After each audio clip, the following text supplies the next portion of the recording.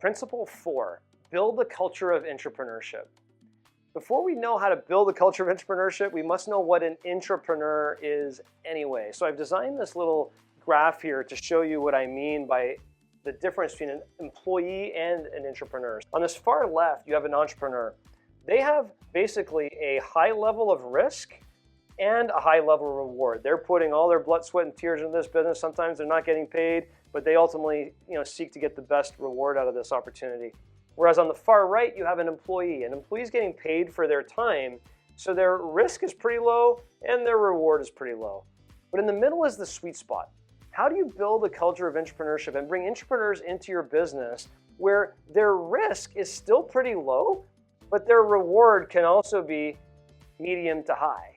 How do you create that environment where these entrepreneurs may someday run your business? That's really where the magic is. Imagine building a loyal team that treated the business as if it was their own. And ultimately, if you want to build a business asset for yourself, you cannot be the chief cook and bottle washer. You got to build a passive business investment. Rich Dad, Poor Dad talks about 4 different types of assets that you can build to create wealth. 1 is a business asset, which is what we're talking about here today. 2 is real estate assets. 3 are stocks. And 4 are commodities. So if you think about these 4 different types of assets that you can build, if you wanted to build real estate assets and create wealth through real estate, would you just go buy one property and say, okay, I've done it, I created a real estate asset? No, you'd buy hundreds of real estate properties. That's what real estate investors do. They don't just buy one. Same thing with stocks or commodities. You don't just buy one stock or one commodity and call it a day and create wealth for yourself. No, you buy a lot of them, you trade them, you work within them. But yet we as entrepreneurs start sometimes one business, put our blood, sweat, years, and tears into that one business, working 80 hours a week. We're overstressed, overworked, underpaid, not spending enough time with our family, trying to create that one business asset. Well, guess what? We're a business operator, not a business owner. We're actually working for a lunatic too. We're working for ourselves. That really sucks. You got to be able to build business assets that can work without you, but the only way to do that is to build a culture of entrepreneurship, to build this business asset that can actually operate without you. So I'm going to walk through the steps that you can actually do that. The first step is you need to perform behavioral-based interviews. If you think about the way that entrepreneurs interview, hire, and train their employees in small and medium-sized businesses, it's abysmal. We really don't do a good job of onboarding people into our business. Right now, the way the economy is and the way the workplace is, it's hard to find a warm body to come work for you. So yes, I get it. But if you do not bring the right people into your business and hire, train, and develop them properly, you'll never build a culture of entrepreneurship and you'll be stuck running your business forever. So running behavioral-based interviews is critically important, and we need to get better at that interviewing process. As we talk about in your strategic business plan, you also need to know what your core values are and what the core values are of the business very specifically from a behavioral point of view. Not only what your core values are, but what are the behaviors that exemplify this core value, and/or what are the behaviors that do not demonstrate that core value? You need to be very clear, you and your team, on what those are. And when you have candidates that are coming to you, you need to interview them based on those criteria. A lot of times, way too many entrepreneurs are looking for that skill set as opposed to the behaviors that you can teach them the skills, but if they have the behaviors to be more entrepreneurial or follow your core values in the business, you can actually help that person grow and prosper within your company. So it's really important to hire correctly. Number 2 is situational leadership. Think about people you've worked for in the past, the good leaders and the bad leaders.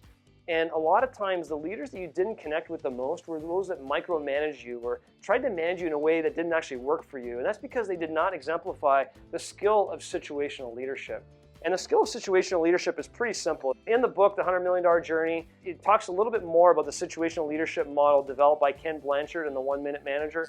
But to put it simply, if you think about this graph, where on one side, it's how committed is someone to do the task, and on this axis, it's what is their competency? How good are they at doing the task? Well, depending on where they fit on this chart, you may manage them differently.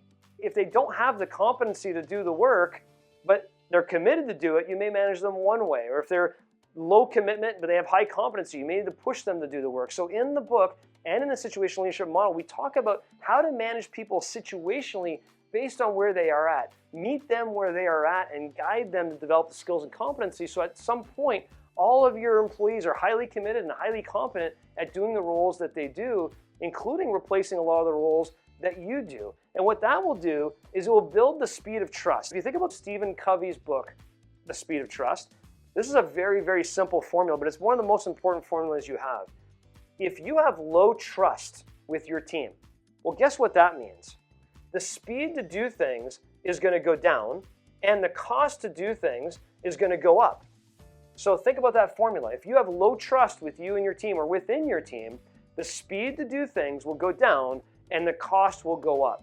That's not a very good formula. Conversely, if your trust is high within a team or with you as the leader and the people you work with, well, guess what?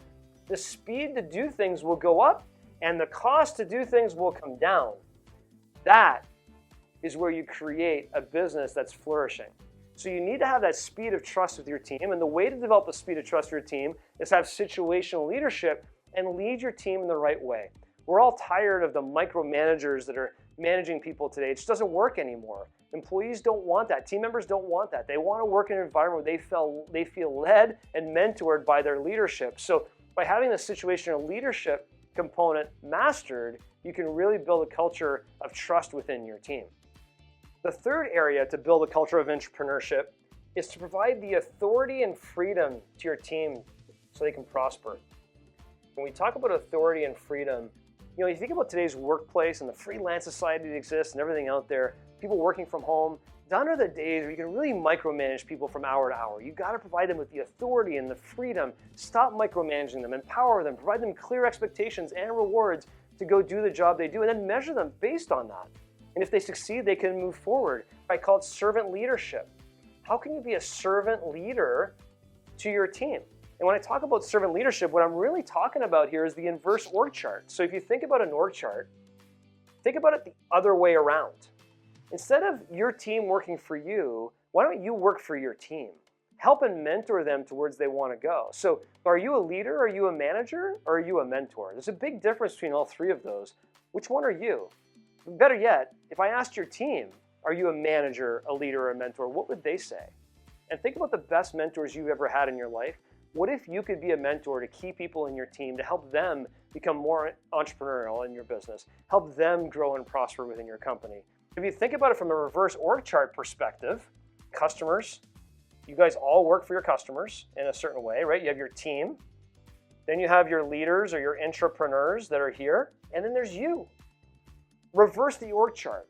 You work for them and not the other way around. Become a mentor to help them achieve their goals and dreams as being a part of your business, and things will really happen a lot faster for you and your company. The fourth way to build a culture of entrepreneurship is with equity incentives. Now, I'm not suggesting that you violate principle number one, which is protect and grow your equity. You do need to protect and grow your own equity. Don't give your entrepreneurs real equity in the business, but provide them with an equity incentive. I like to call phantom equity. I'll give you an idea of how a phantom equity structure works, but on the surface, when you think about phantom equity, think about the word phantom. It's not real equity. Real equity, you get shares and units, you're part of the operating agreement, you get tax documents every year, maybe some voting rights. Phantom equity gets none of that. It's really a bonus appreciation opportunity. It's an opportunity for you to build a bonus nest egg that's paid out as a bonus through payroll, ultimately at some point in the future. And so to give you an idea of how I structure these, if the current value of your business was $5 million today, you would hope to grow that value. Even if your entrepreneurs don't do really that good of a job, you hope to grow the value of your business over time. So I strongly suggest that entrepreneurs create a threshold value. And for the purposes of this example, I'll say $6 million. So if the entrepreneurs grow the business to be worth more than $6 million, I'm willing to participate in some of that growth with them to help me on this journey. What I typically like to do is say, okay, I'm also going to create a vesting period, and I usually make that 5 years with a 3-year cliff. What that means is that if you're an entrepreneur in my business and you're going to participate in this plan, you have to be here for at least 3 years in order for you to begin vesting. At the 3rd year point, you're vested 60%. Fourth year, you're vested 80%. Fifth year, you're vested 100%. And now you can participate in the growth over $6 million. You also got to determine what your pool is going to be. As an example, let's say you're willing to allow your entrepreneurs to participate in 10% of the growth over $6 million. So the first $6 million of value is for you, the entrepreneur, and or your partnership of equity owners, real equity owners. But anything over $6 million, your team of entrepreneurs get to participate at a value of 10%. So as an example, if the company grows to be worth $16 million, you've basically created a delta of $10 million of value with your entrepreneurs. So the first $10 million of value, the entrepreneurs will get 10%, and the entrepreneurs, the owners of the company, will get 90%.